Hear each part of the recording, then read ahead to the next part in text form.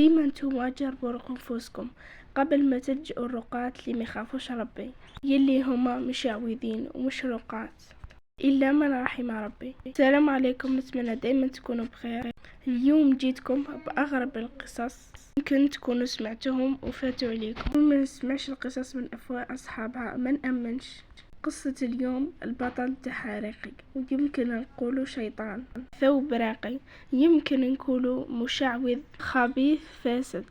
وين ما راح خلى وراه دمار شامل، احتيال، اغتصاب، مخدرات، كل ما هو محرم تفنن فيه هذا المشعوذ ودارو. نحكي لكم اليوم قصتين ضحايا حكاوها، ليسوا هذا الزوج إلا قطرة من بحر، اللي بانوا وحكاوا قصتهم في التلفزة، اللي أثروا فيا وأثروا في الناس كامل من الشعب الجزائري، وتفاعلوا معهم الناس أبعد الحدود. ونبدأ نحكي اليوم على قصتهم. قصة الحاجة فاطمة مع هذا الدجال، كيفاش تعرفت عليه، ايش دار لها، وخذها في رزقها ورزق بلادها، فرقها ما بينها وما بين راجلها اللي كانت عشرة 40 سنة.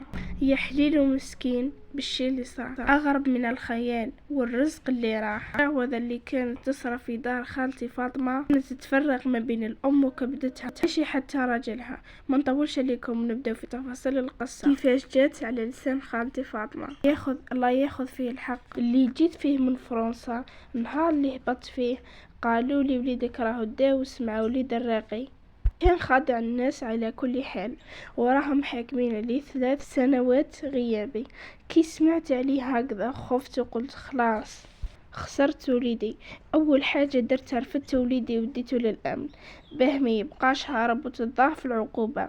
بعدها مباشره وليت نجري عليه باش نثبت براءته ونخرجه، وسقسيت على الراقي وسقسيت على داره وديت له جماعه، واستقبلني احسن استقبال هو ومرته وبنته، وتفاهمنا وحكيت له بلي وليدي بريء، ووافق يسقط التهمة عليه. وكيما كان الحال خرج وليدي براءة. وما نقدرش نوصف لكم فرحتي في ذاك النهار. رجع وليدي، قلت خلاص وليدي رجع هاليا، وهذه هي آخر الأحزان. وما كانش على بالي باللي اللي راه يستنى فيا. وابني بعد ما خرج من الحبس تبدل ولا إنسان آخر، خرج من الدار ولا يعاملني معاملة بشعة، وكأني مانيش يماه ولا معوش حاملني. يما كون نصيب ما نشوفكش وما تهدرش معايا. وليدي ولا يرقد برا، ولا يجيبوه لي منسخ من الزنقة، ولا يطبطب على الجيران ويقولهم اعطوني ناكل، اعطوني ساندويتش، وما يجيش عندي ياكل، ما ياكلش عند الناس كامل. شافوه وماركوه الجيران، كانوا كامل ينصحوني نديه نرقيه، ونصحوني بهذاك الراقي اللي ديت لولا الوجه على جالو.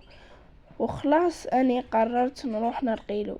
قلت رايحين للراقي اللي داوس مع وليدو، قدرت نقنعو وديتو معايا.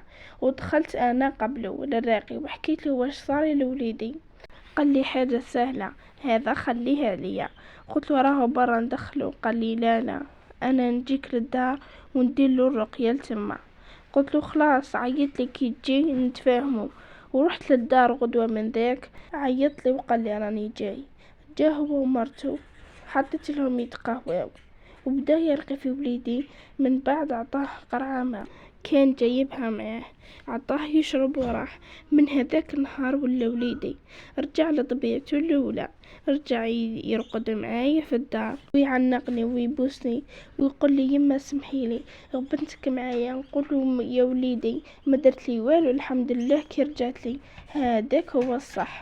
ويقول لي ماما سمحيلي اذا قلت لك كلام خايب او اذيتك سمحيلي. نقول له لا ما درت لي والو. واحد النهار كنت راقده، قال لي الحاج حل لي الباب. لبست حجابي ورحت حليت الباب، لقيت الحاج قال لي اعطيني 50,000. هذاك الانسان كون يجي يقول لي اعطيني عينيك نعطيهم له.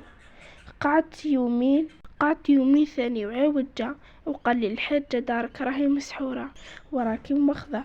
دخل ولا يدور في الدار، خليته عادي. امنت باللي راني مسحورة، انا امنت صح باللي راني مخضة. وبعد يومين عيط لي قال لي فتحي راني عند الباب. فتحت الباب، عطاني قوبلي تاع شو طابل فيه العسل، قال لي كليه. كليته بكل ثقة عمياء، كنت مدايرة فيه ثقة عمياء. شوية وعبد ولا؟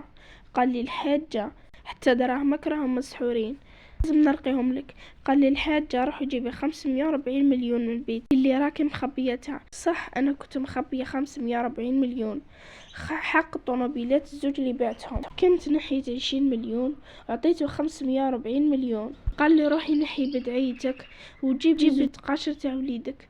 انا درت وش قال لي كلش، لقيته موجود كرتونة حط فيها البدعية وتقاشر ودراهم. قال لي نديهم وغدوة تلقيها في وسط هذه الكرتونة. أمنت أصلا لخاطر كنت منومة مغناطيسيا. قال لي قلت لي وليدك، قلت له عادي. مام وليدي كان حلف أمه وقعد غير يشوف فيه. سلم عليه وقال له واش راك خالو؟ طلع جاب له غير ربايح الغاليين ولاح يدو في جيبو وعطاله 300 أورو. ولينا شغل عبيد عنده. نكملكم القصة في